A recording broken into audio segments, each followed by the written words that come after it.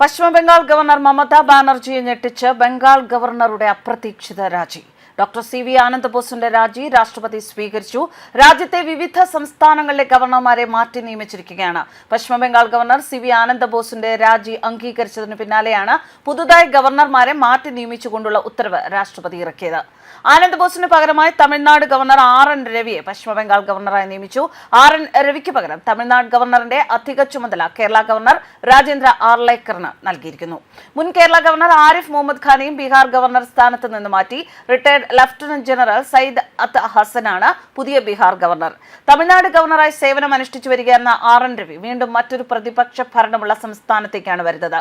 തമിഴ്നാട്ടിൽ DMK സർക്കാരുമായി ആവർത്തിച്ച് ഏറ്റുമുട്ടലുകൾ നടത്തിയിട്ടുള്ള ആളാണ് ആർ.എൻ. രവി. നിയമസഭാ സമ്മേളനത്തിന്റെ തുടക്കത്തിൽ സംസ്ഥാന ഗാനത്തോടൊപ്പം ദേശീയ ഗാനവും ആലപിക്കണം എന്ന് ആവർത്തിച്ചതിനെ തുടർന്ന് കഴിഞ്ഞ മാസം രവി തമിഴ്നാട് നിയമസഭയിൽ പതിവ് പ്രസംഗം ഒഴിവാക്കിയിരുന്നു. പുതിയ ദില്ലി ലഫ്റ്റനന്റ് ഗവർണറായി തരൺജിത് സിംഗ് സന്തുവിനെ നിയമിച്ചു. Delhi lieutenant governor Vinay Kumar സക്സേനയെ Ladakh lieutenant ഗവർണറായും, Telangana governor Jishnudev വർമ്മയെ Maharashtra ഗവർണറായും, Nandakishore യാദവിനെ Nagaland ഗവർണറായും നിയമിച്ചു. രാജിവെച്ച ലഡാക്ക് ലഫ്റ്റനന്റ് ഗവർണർ കവിന്ദർ ഗുപ്തയെ ഹിമാചൽ പ്രദേശ് ഗവർണറായി നിയമിച്ചു.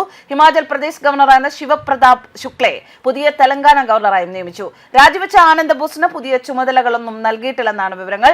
ബംഗാൾ ഗവർണറുടെ രാജിയിൽ അതേസമയം കേന്ദ്ര സർക്കാരിനെ കുറ്റപ്പെടുത്തിക്കൊണ്ട് മുഖ്യമന്ത്രി മമതാ ബാനർജി രംഗത്തെത്തി. കേന്ദ്ര ആഭ്യന്തരമന്ത്രിയുടെ സമ്മർദ്ദത്തിന് വിധേയനായാണ് ഗവർണറുടെ ഇപ്പോഴത്തെ രാജി എന്നാണ് മമതയുടെ വാദം.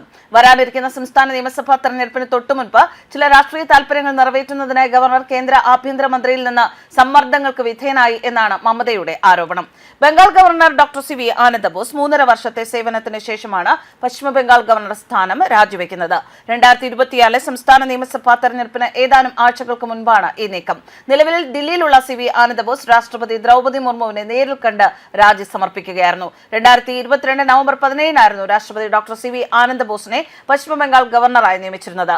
1977 ബാച്ചിലെ ഇന്ത്യൻ അഡ്മിനിസ്ട്രേറ്റീവ് സർവീസ് ഉദ്യോഗസ്ഥനായ അദ്ദേഹം പശ്ചിമബംഗാളിന്റെ 21ാമത് ഗവർണറായിരുന്നു. ലഡാക്ക് ലഫ്റ്റനന്റ് ഗവർണർ കവിന്ദർ ഗുപ്തയും രാജിവെച്ചു. കൂടുതൽ ഗവർണർമാർ രാജിവെച്ചേക്കുമെന്നാണ് വിവരം. പുതിയ നിയമനങ്ങൾ നടന്നേക്കും എന്ന സൂചനയാണ് കേന്ദ്ര സർക്കാർ വൃത്തങ്ങൾ നേരത്തെ നൽകിയത്. പുതിയ ഗവർണർമാരുടെ പട്ടിക പുറത്തുവന്നിട്ടുണ്ട്.